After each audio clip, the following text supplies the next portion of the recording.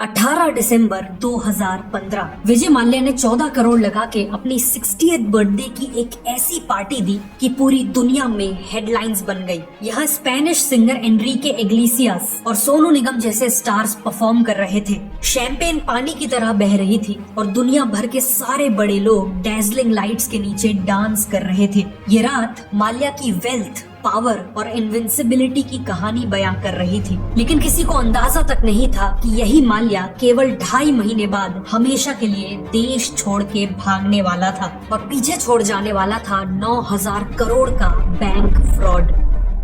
इस पूरी कहानी की शुरुआत होती है विजय माल्या नहीं बल्कि उनके फादर विट्ठल माल्या से। कर्नाटका से आने वाले विट्ठल ने कॉलेज के दौरान ही कंपनीज के फाइनेंशियल स्टेटमेंट्स को एनालाइज करने में मास्टरी हासिल कर ली थी और 1940s में इसी स्किल की बेस पे उन्होंने स्टॉक मार्केट से बहुत पैसे कमाए, जिसके बाद उनका ध्यान यूनाइटेड ब्रूवरीज नाम की कंपनी पे गया। ब्रिटिशर्स ने अपनी ट्रूप्स को शराब सप्लाई करने के लिए इंडिया में जगह जगह ब्रूवरीज लगाई थी और 1915 में इन्हीं ब्रूवरीज को मर्ज करके जो कंपनी बनी उसका नाम पड़ा यूबी यानी यूनाइटेड ब्रूवरीज। 1946 में विट्ठल माल्या ने यूबी के शेयर्स खरीदना चालू कर दिए और केवल 2 सालों में महज 24 साल की उम्र में वो यूबी के चेयरमैन बन गए। चेयरमैन बनने के बाद उन्होंने यूबी के प्रॉफिट्स को यूज करके कई और लिकर कंपनीज को अक्वायर किया और एक मैसिव लिकर बिजनेस बना लिया। लेकिन विट्ठल माल्या केवल लिकर बिजनेस तक लिमिटेड नहीं रहे। उन्होंने अपनी स्किल्स और प्रॉफिट्स का यूज करके कई और सेक्टर्स की अंडर वैल्यूड कंपनीज को अक्वायर किया। 1981 तक उन्होंने 10 breweries, 14 distilleries, 7 processed food companies, 6 investment companies और ऐसी कई और कंपनीज को अक्वायर करके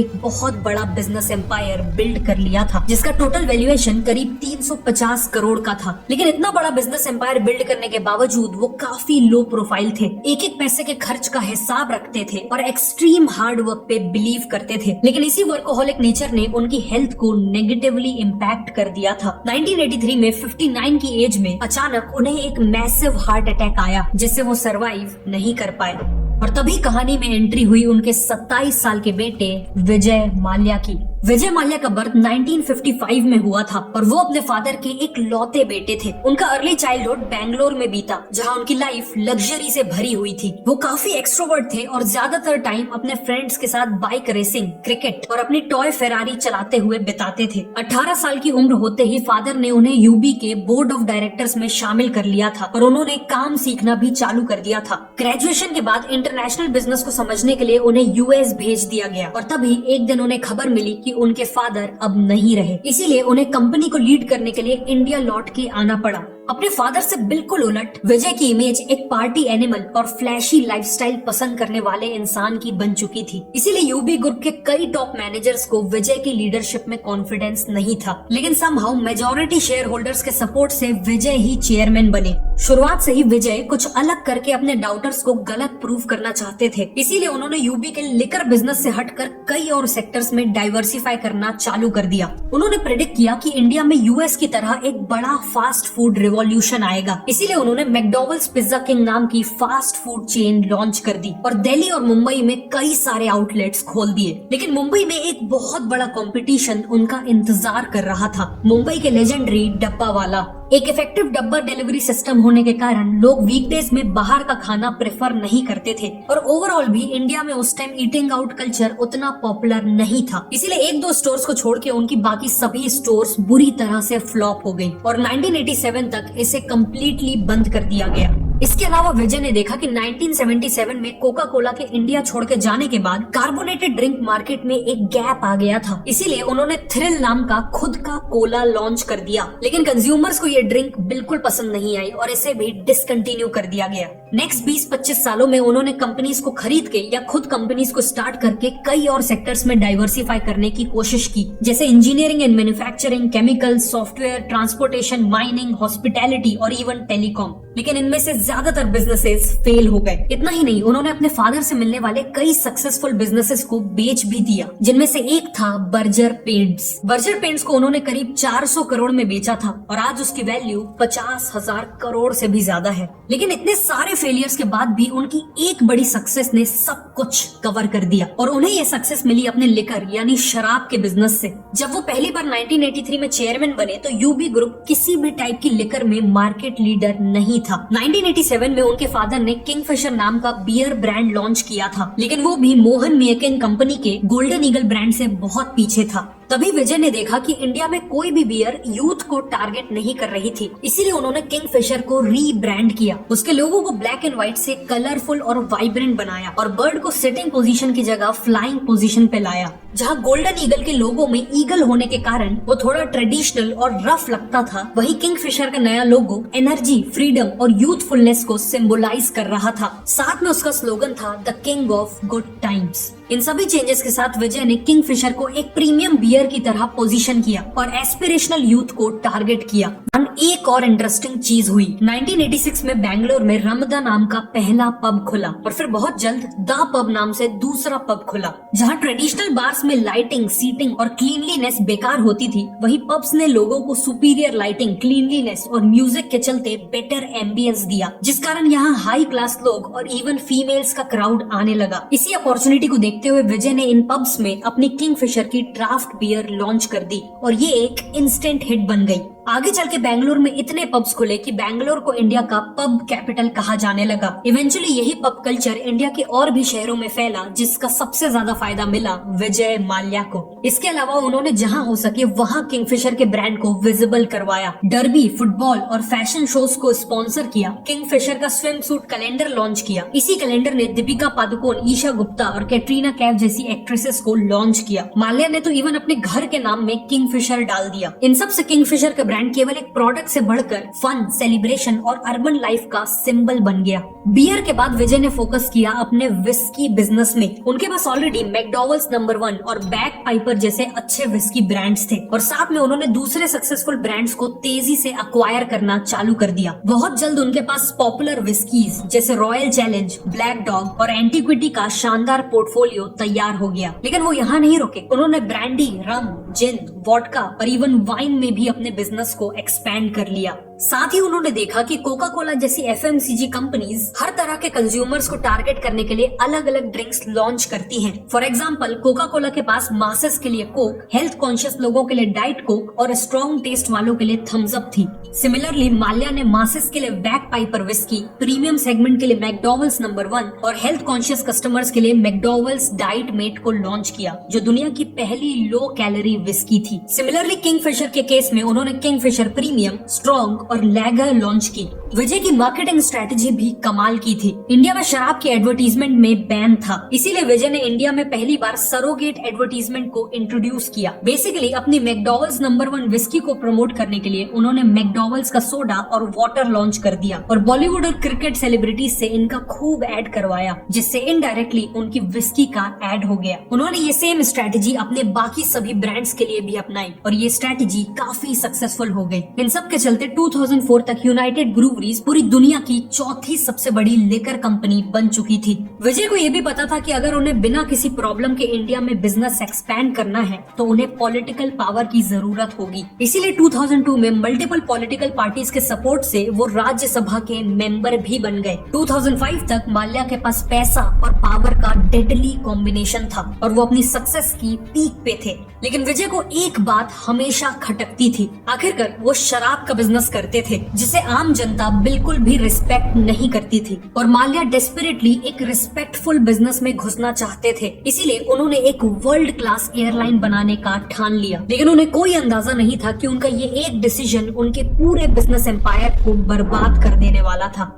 विजय ने अपनी नई एयरलाइन का नाम रखा किंगफिशर एयरलाइंस। उनका आइडिया था लोगों को इकोनॉमी क्लास और बिजनेस क्लास के बीच में एक नई क्लास की सीट्स ऑफर करना और इस नई क्लास को उन्होंने नाम दिया किंगफिशर क्लास। उन्होंने अपनी फ्लाइट में खाने पीने की ह्यूज वैरायटी ऑफर की, हर एक सीट में dedicated in flight entertainment system install किया और खुद एक एक एयर होस्टेस को इंटरव्यू किया। इन सभी एयर होस्टेस की यूनिफॉर्म टॉप फैशन डिजाइनर्स ने डिजाइन की, इन्हें हाई लेवल ट्रेनिंग्स दी गई और इवन ये बताया गया कि उन्हें किस तरह की एक्सरसाइजेस और डाइट फॉलो करनी है। लेकिन इन सभी फीचर्स के बावजूद किंगफिशर का प्लान था अपनी टिकट प्राइसेस को जेट एयरवेज और एयर इंडिया के बराबर रखना या इवन उनसे कम रखना। विजय चाहते थे कि वो इस एयरलाइन को अपने बेटे के बर्थडे यानी 7 मई 2005 को लॉन्च करे, लेकिन पूरी कोशिश के बाद भी ये 9 मई को लॉन्च हुई। इसकी फर्स्ट फ्लाइट मुंबई से बैंगलोर की थी, जिसमें माल्या खुद ऑन बोर्ड था और गेस्ट से इंटरैक्ट कर रहा था। बाद में भी किंगफिशर की हर फ्लाइट में टेक ऑफ के बाद एक वीडियो प्ले होती थी, जिसमें माल्या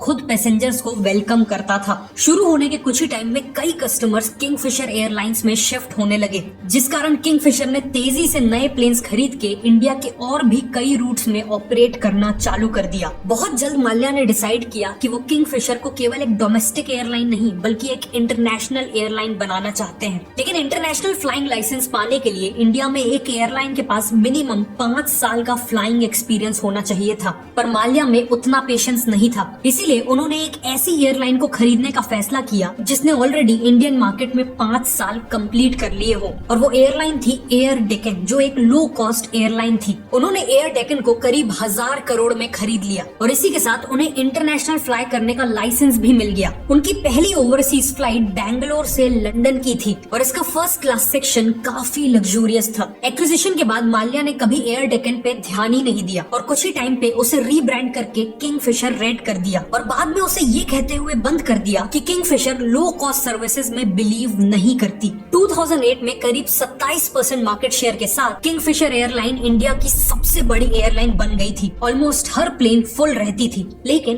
एक प्रॉब्लम थी। अपने हाई एक्सपेंडिचर के कारण ये एयरलाइन अभी भी लॉसेस में थी और तभी मार्केट में एंट्री हो गई 2 नए कॉम्पिटिटर्स की, इंडिगो और स्पाइस जेट। ये दोनों ही ब्रांड्स लो कॉस्ट कैरियर्स थे और इनका मेन ऑब्जेक्टिव था कम से कम प्राइस में लोगों को ट्रांसपोर्ट करना। किंगफिशर ने सोचा था कि एक बार जब वो सफिशिएंट कस्टमर्स को अक्वायर कर लेंगे तो वो अपने टिकट के प्राइसेस बढ़ा देंगे, लेकिन वो जैसे ही टिकट प्राइस बढ़ाते वैसे ही कस्टमर्स क्वालिटी इग्नोर करके लो कॉस्ट कैरियर्स में शिफ्ट हो जाते। माल्या ने इस बात को इग्नोर किया कि Indian customers highly price sensitive हैं। बेसिकली जिस प्रीमियम बिजनेस मॉडल पे माल्या ने हजारों करोड़ों रुपए खर्च कर दिए थे, वो बिजनेस मॉडल ही फ्लॉड था।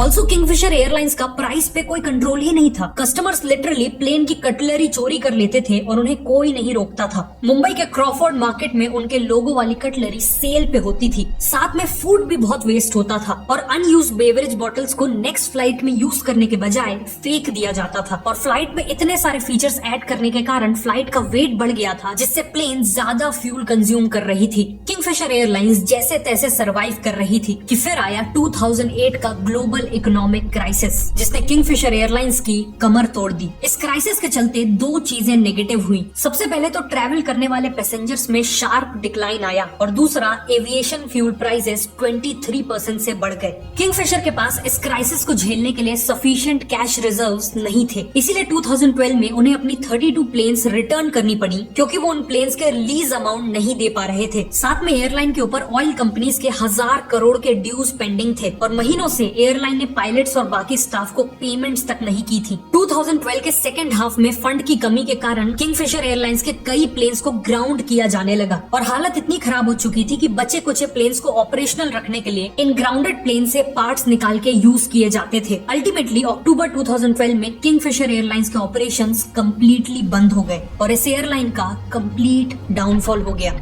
लेकिन आखिरी के कुछ साल जब एयरलाइन इतना स्ट्रगल कर रही थी, तब भी माल्या ने पैनिक होने के कोई साइंस नहीं दिखाए। उन्होंने आईपीएल की टीम खरीदने में कई 100 करोड़ लगाए, अपनी फॉर्मूला 1 टीम को मेंटेन किया और अपनी एक प्राइवेट प्लेन भी किंगफिशर के पैसे से ऑर्डर की, जो काफी लग्जूरियस थी और इसमें करोड़ों की पिकासो की ओरिजिनल पेंटिंग भी लगी हुई थी। लेकिन ये सब तो केवल दिखावा था। इसके पीछे छुपा हुआ था इंडिया की हिस्ट्री का one of the biggest bank fraud.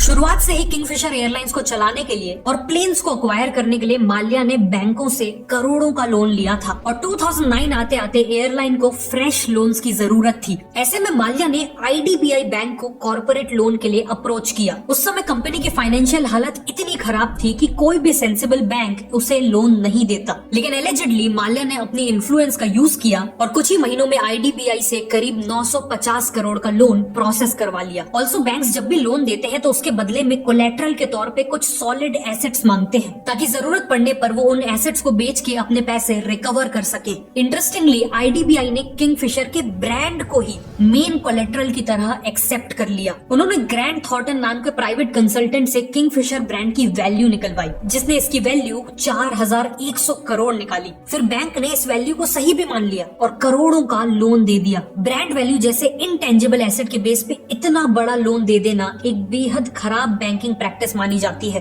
2010 तक किंगफिशर एयरलाइंस के ऊपर 7000 करोड़ का डेट चढ़ चुका था और वो ऑलरेडी करीब 2800 करोड़ का लोन चुकाने में फेल हो गए थे। जिन भी बैंक्स ने माल्या को लोन दिया था उन्हें समझ आने लगा था कि उनका पैसा डूबने वाला है। ऐसे में बैंक्स के पास दो ऑप्शंस थे। वो इन लोन्स को नॉन परफॉर्मिंग एसेट्स डिक्लेयर करके लॉस बुक कर सकते थे या फिर किंगफिशर को और भी ज्यादा लोन दे सकते थे, इस उम्मीद से कि नया लोन कंपनी को रिवाइव कर देगा और फिर वो कंपनी पूरा पैसा लौटा देगी। माल्या के केस में बैंक्स ने दूसरा ऑप्शन चुना। नवंबर 2010 में एसबीआई की लीडरशिप में 17 बैंकों का एक कंसोर्टियम बना। न केवल इन्होंने किंगफिशर को कम रेट पे फ्रेश लोन दिया, बल्कि बैंक्स ने 1355 करोड़ के पुराने लोन को इक्विटी शेयर्स में कन्वर्ट कर दिया। बेसिकली बैंक्स ने 1355 करोड़ का लोन अमाउंट वापस लेने की जगह किंगफिशर के इक्विटी शेयर्स ले लिए और ये शेयर्स भी उन्होंने मार्केट वैल्यू पे नहीं बल्कि 60% महंगी वैल्यूएशन में लिए। इसके अलावा बैंक्स ने लोन को वापस करने का टाइम भी बढ़ा के 9 साल कर दिया। इस बार माल्या ने 250 करोड़ की पर्सनल गारंटी भी दी थी, मतलब अगर लोन नहीं चुकाया तो उसके ऊपर डायरेक्टली लीगल एक्शन होगा। लेकिन साथ ही बैंक्स ने दोबारा गलती करते हुए किंगफिशर के ब्रांड को 4100 करोड़ की वैल्यूएशन में एज कोलेट्रल एक्सेप्ट कर लिया। बाद में जब बैंक्स ने इसका रीवैल्यूएशन कराया तो इसकी वैल्यू 2000 करोड़ नहीं, 1000 करोड़ नहीं बल्कि केवल 100 करोड़ निकल के आई। खैर, नया लोन मिलने के बाद भी 2012 में एयरलाइन बर्बाद हो गई और नवंबर 2013 में बैंक्स को समझ में आ गया कि उनका पैसा डूब चुका है। इसीलिए बैंक्स ने किंगफिशर एयरलाइंस और यूबी होल्डिंग्स को लिक्विडेट करके पैसे रिकवर करने की पिटीशन डेट रिकवरी ट्रिब्यूनल में डाल दी। 2015 तक मामला सुप्रीम कोर्ट में गया, जहां प्रूव हो गया कि माल्या विलफुल डिफॉल्टर है, मतलब उसके पास पैसे होते हुए भी उन्हें लौटा नहीं रहा। अक्टूबर 2015 में इस पूरे मामले में एंट्री होती है सीबीआई की। सीबीआई ने माल्या के ऊपर इन्वेस्टिगेशन चालू कर दी, जिसमें उन्हें पता चला कि माल्या ने आईडीबीआई से लोन को जिस पर्पस के लिए लिया था उसके लिए उसे यूज नहीं किया। लोन के कुछ पैसों से उसने अपना पुराना लोन रीपे किया और बाकी पैसों को फॉरेन ट्रांसफर करके पर्सनल प्रॉपर्टीज खरीद ली। इन सब के चलते दिसंबर 2015 तक माल्या के ऊपर मल्टीपल केसेस और इन्वेस्टिगेशंस चालू हो चुकी थी। बैंक्स के अलावा माल्या ने अपने 3000 एम्प्लॉयज के भी पैसे नहीं दिए थे, जिस कारण ये सब स्ट्रगल कर रहे थे। एयरलाइन की कैबिन क्रू और बाकी एम्प्लॉयज नौकरी ढूंढने के लिए भटक रहे थे, प्रोटेस्ट करके अपने हक का पैसा मांग रहे थे और फाइनेंशियल सिचुएशन बिगड़ने के कारण तो एक एम्प्लॉय की वाइफ ने अपनी जान तक ले ली थी। लेकिन वहीं दूसरी तरफ माल्या बिना किसी गिल्ट के अपनी 60th बर्थडे की पार्टी प्लान कर रहा था। दिसंबर 2015 में उसने $2 मिलियन लगा के गोवा में अपनी बर्थडे पार्टी मनाई। इस पार्टी को मदर ऑफ ऑल बैशेस नाम दिया गया, लेकिन पब्लिक और बैंक्स ने इसे बिल्कुल भी पॉजिटिवली नहीं लिया। खुद आरबीआई के गवर्नर ने इसे क्रिटिसाइज किया। 28 फरवरी 2016 को सुप्रीम कोर्ट के सीनियर काउंसिल दुष्यंत दवे ने एसबीआई को एडवाइस किया कि वो कोर्ट में एक पिटीशन डालें कि माल्या को देश से बाहर ना जाने दिया जाए, लेकिन एसबीआई ने देर कर दी। रूमर थी कि माल्या को किसी सीनियर ब्यूरोक्रेट से टिप मिल गई कि जल्द ही अथॉरिटीज उसे जेल भेजने वाली हैं। और इसी के कुछ दिन बाद 2 मार्च 2016 को माल्या अपनी गर्लफ्रेंड के साथ जेट एयरवेज की दिल्ली टू लंदन फ्लाइट के फर्स्ट क्लास सेक्शन में बोर्ड करता है और उसके साथ 7 बड़े सूटकेसेस भी थे, जिससे क्लियर था कि वो एक बहुत लंबी ट्रिप के लिए निकल रहा है। एक वो दिन था और एक आज का दिन। विजय माल्या कभी इंडिया लौट के नहीं आया और पीछे छोड़ गया 9091 करोड़ का बैंक फ्रॉड। इंटरेस्टिंग बात यह है कि माल्या के भागने के 5 महीने पहले सीबीआई ने उसके खिलाफ लुकआउट नोटिस जारी किया था। मतलब अगर माल्या देश से बाहर जाने के लिए किसी भी एयरपोर्ट के इमिग्रेशन काउंटर में पहुंचता तो उसे इमिग्रेशन अथॉरिटीज डिटेन कर लेती। लेकिन फिर एलिजिडली माल्या ने फिर से गवर्नमेंट में अपनी इन्फ्लुएंस का यूज किया और लुकआउट नोटिस को मॉडिफाई करवा लिया, जिसके बाद इमिग्रेशन अथॉरिटीज को माल्या को डिटेन करने की जगह सिर्फ सीबीआई को उसकी मूवमेंट्स के बारे में इन्फॉर्म करना था। इसीलिए उस दिन माल्या को किसी ने नहीं रोका। 9 मार्च को अटॉर्नी जनरल ने सुप्रीम कोर्ट को माल्या के भागने की इन्फॉर्मेशन दी, जिसके बाद इंडिया का पूरा पॉलिटिकल और फाइनेंशियल सिस्टम हिल गया। अप्रैल 2016 तक माल्या के खिलाफ नॉन बेलेबल वारंट्स इशू होने लगे। उसका पासपोर्ट सस्पेंड किया गया और उसे प्रोक्लेम्ड ऑफेंडर डिक्लेयर कर दिया गया। ईडी ने माल्या के 6,600 करोड़ के एसेट्स भी अटैच कर लिए। जून 2016 में माल्या को यूके से वापस लाने के लिए इंडिया ने एक्सट्रेडिशन प्रोसीडिंग्स शुरू की, लेकिन माल्या बार बार एक्सट्रेडिशन को यूके के कोर्ट्स में चैलेंज करके रोक देता है। लंदन में माल्या एक लेविश लाइफस्टाइल एंजॉय कर रहा है और मीडिया इंटरव्यूज और सोशल मीडिया के जरिए खुद को लगातार इनोसेंट क्लेम करता है। लेकिन रिसेंटली एक बहुत अच्छी खबर आई जब फाइनेंस मिनिस्टर निर्मला सीतारामन ने पार्लियामेंट में बताया कि बैंक्स ने माल्या के एसेट्स इंक्लूडिंग यूबी ग्रुप के 6,600 करोड़ के शेयर्स यूज करके करीब 14,000 करोड़ रुपए रिकवर कर लिए हैं। लेकिन इस रिकवरी के बाद भी माल्या के ऊपर मनी लॉन्ड्रिंग और बैंक फ्रॉड के केसेस हैं और वो आज भी इंडिया में वांटेड है। माल्या की ही तरह श्री रतन टाटा को भी अपनी फैमिली से एक बिजनेस एम्पायर मिला था और उन्होंने इस लेगेसी को डिग्निटी के साथ आगे बढ़ाया और टाटा को ट्रस्ट का सिंबल बना दिया। वहीं दूसरी तरफ माल्या ने धोखाधड़ी का रास्ता चुनकर अपने फादर के बिजनेस एम्पायर और उनकी लेगेसी को बर्बाद कर दिया। आज माल्या की पर्सनल वेल्थ चाहे अरबों खरबों में हो, लेकिन वो कभी भी अपनी खोई हुई इज्जत को वापस नहीं खरीद पाएगा।